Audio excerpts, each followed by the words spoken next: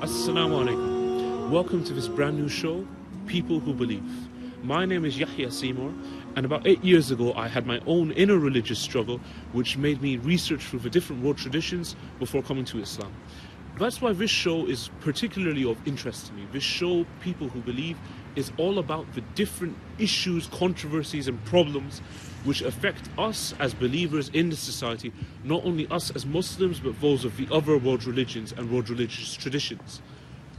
We're going to be speaking to and discussing issues and problems with different world religious leaders in different places of worship to understand and perceive how these different world faiths have dealt and answered these problems which are now often occurring. Today we're joining Vicar Jane, the local vicar of a church named St. Gabriel's in northwest London, to discuss the problem of secularism. Secularism being a massive issue which affects us all, with many books, many news reports and many articles written against religion. This is a discussion of the utmost importance. I'll be joining Vicar Jane to ask her some of these crucial questions, and I hope you'll enjoy the show.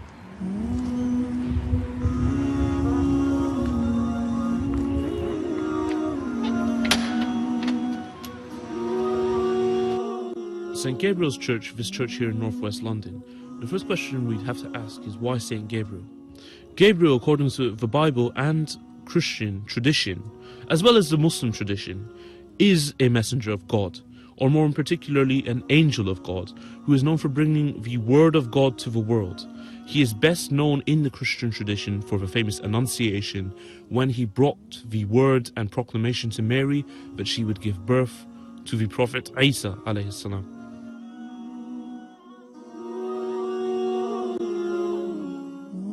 Gabriel is traditionally portrayed in art, in Christian art, as holding the flower lily, the flower of Mary, or with a trumpet to announce the second coming.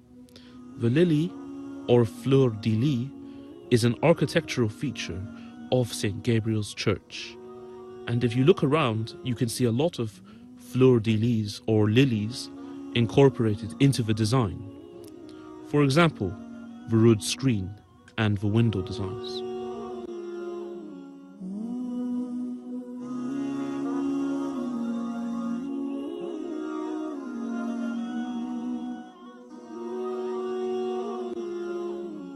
Taking the word of God to the world has always been a strong tradition at St. Gabriel's Church.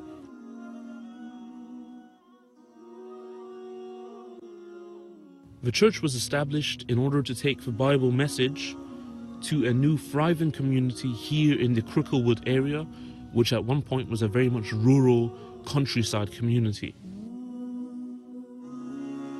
I feel like I've had the call from God, and since becoming a Christian, He's placed all His ideas into my head. So it's a bit like when you've got the call of God on your life, you can't really escape from Him, and He just opens up opportunities for you. So this job is just, I feel, something He's called me into.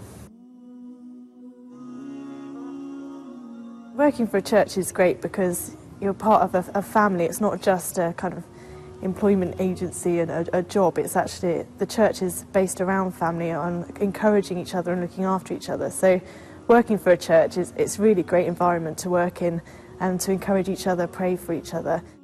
And it's wonderful to be involved in, to see people growing in their faith. And a lot of my role as one of the pastors is to mentor people and lead them in their walk with Jesus Christ. And it's just amazing. I've seen lives transformed, and although a big part of my job is to increase creativity musically and encourage people in their musical gifts, it's much more exciting to see their lives change, see them become more content in who they are, to see them doing amazing things for God. I'm the worship minister here, which means I organise all the music for the church, and I oversee people and train people up in our music. We have very contemporary band-led style, which is like in indie pop for the culture, but with a religious side to it. So obviously all our lyrics are about Jesus and God the Father, the Son and the Holy Spirit, and creation and praise and worship. So my role is to lead people forward in that. There's this new revolution going on at the moment in Christian churches, which is for music not just to be an expression of praise, but a chance for people to encounter God and experience him in a kind of spiritual experience. So my job is to create an atmosphere where people feel comfortable enough to come face to face with God and experience that. So it's quite exciting. And as far as the benefits for the wider community, my job is mainly with the people in church. My main kind of point of the week is Sunday services. And so it's just a chance for people to kind of be refreshed, inspired, to then go out into their working lives and to kind of get that equipping and that encouragement to go on and spread the good news of Jesus. But we do find that in our worship times, sort of sung worship, people who aren't Christians often have an encounter with God and give their lives to Christ. And it's an amazing place and a kind of breath, so just a chance to kind of stop and focus on God, where people have seen that, and we've seen in other churches and in our churches, God has healed people in those music times. He's performed miracles as well as revealing himself in a deeper way. So it's really exciting how God has chosen to use sung worship as a way of reaching out to people. I think unfortunately religion has got itself a bit of a bad press, and I think a lot of young people see the traditions as stifling, as actually very unspiritual. And the secularization of society, I think it's not that people aren't interested in spirituality, they're just not interested in kind of formalized religion. And I think that's the difference, and the whole reason that Christianity is trying to show people that it's not about a way of life, it's about a person, and all our religion, as it were, is summed up in the person of Jesus and about having a relationship with him. And it's trying to get that message across. And I've actually found that people my generation and below are actually very interested in Jesus, they're just not interested in the church. And so it's about the church trying to change that kind of stereotype, that image it's got, to show that actually we are all inclusive, we are for everyone. And to reflect that, we've got a band on stage. For those who like that, there are other churches that have organs and other different music, to kind of just engage with people where they are within their own culture, not changing our religion, not changing our beliefs and values, they still stand, but trying to make it accessible to people in our culture. Religious education isn't just about Christian theology, it's got lots of different things, Buddhism, Islam. I think it's good to be aware of what's in our society, what spiritualities are in the world. I think a large part, though, is probably consumerism. I think our society's got a bit out of control about what you can have. Society is obsessed with filling our lives with stuff, the latest gadgets. And because you can buy things instantly and then pay later, it means we can always have stuff. We don't save up for things. And I think people have used that to replace in their lives what might be missing in kind of thinking about God and spirituality. We're such incredibly busy people. We've got this whole have-it-all mentality. So you can be a full-time parent and work full-time and do all these things and clubs and volunteer and look after your parents all at once. So the whole family is changing. The whole different values. And I think we're so incredibly busy, especially here in London. There's actually no time for people to properly think about their lives.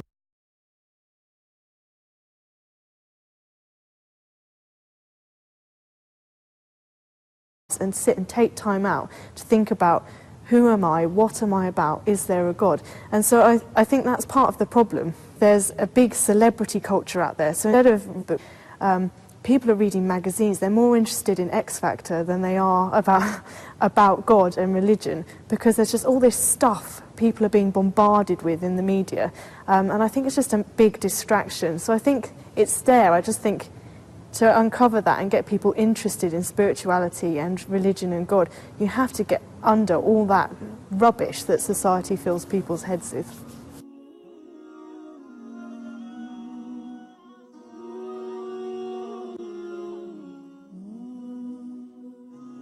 I didn't choose to work in the church. I became a Christian in this church, and through being involved in the church and the love of God in my life, I felt led to do things for him, really.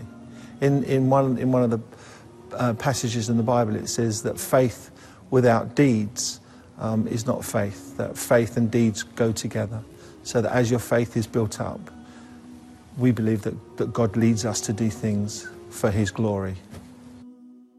It's not so much the working, but it's being a worshipper of God, that I have felt that my attitude to other people has changed. I have become, in the words of other people, less selfish, more compassionate, and tend to look at the needs of others more than at my own needs. More people are going to church now than when I first started to go. There's very few empty spaces now in London. Hotels on a Sunday, schools on a Sunday, and even large shops are being used for church services. So I think more people are attending church services on a Sunday. But on the other side of the coin, I think that the way that people are so involved with what they have in these days, people are finding their identity in the things that they own and the things that they wear and the things that they look, the way that they look, is becoming more and more important. So I think there's a secularization and a divide between people who are worshipping and people who are not worshipping. For instance, there's more people shopping on a Sunday now. There seems to me to be more violence, more open alcoholism, drugs on the street, that kind of thing. But I have seen the difference of the people who have come from that culture into a church, and the amazing difference that being in here has made to them. And we're looking to go into the community to people of any background, any faith, any lifestyle, and who are heavily overwhelmed in debt. And we're looking to go into their homes and work with them and bring them out of debt from day one right to the day that they actually are free from debt. And it's an organisation that was set up in Bradford 14 years ago by a man called John Kirkby, who had been in the financial industry, but through a number of circumstances had become heavily in debt himself and only just escaped. And he wanted to use his abilities in that industry to help people who are in a similar situation to him, who wouldn't have the equipment and ability to get themselves out.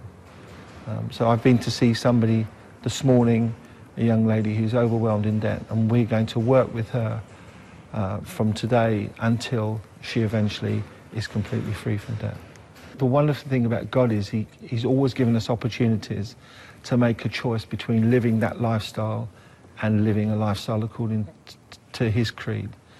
And I think that the Alpha course, for instance, which is a 10-week course on basic Christianity, is a wonderful opportunity for people to seek out what does being a follower of Jesus mean.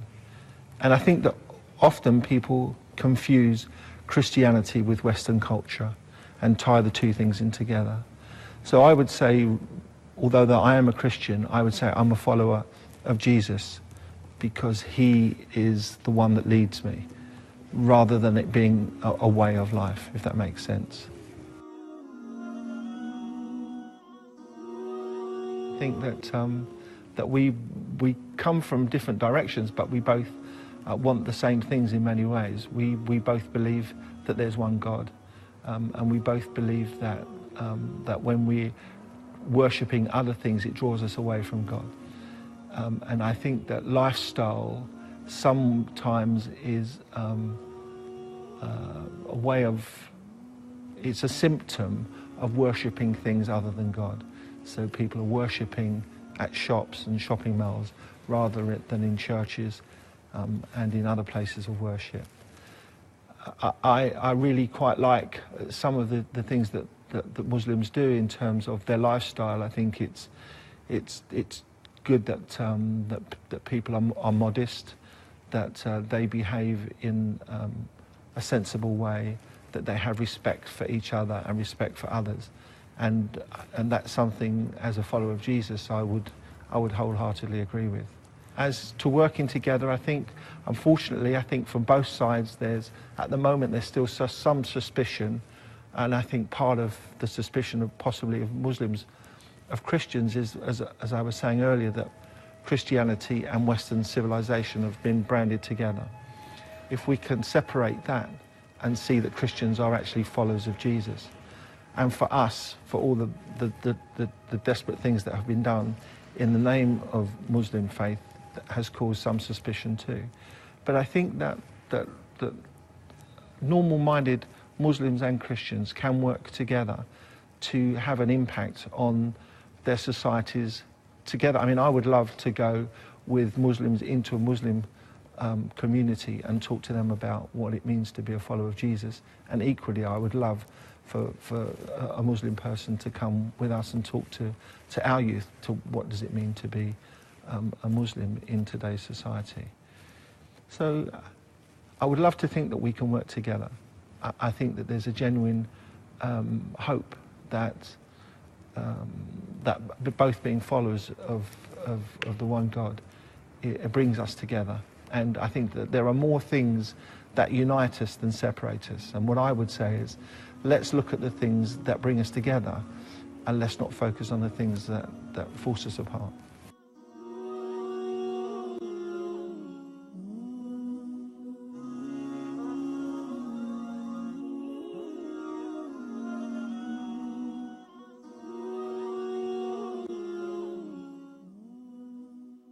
So far we've spoken to some of the workers here, and we've spoken to some of the congregation, and we see that they do perceive secularism to be a threat to the society. They have different ways of understanding it, nor do all of them understand it in the same way that we as Muslims do, nor feel threatened by it. Thank you for joining us for part 1 of this show. Join us for part 2, in which we will be discussing with the head of this church, the shepherd of this community, Vicar Jane, about these crucial issues which affect us in this society, which is secularism.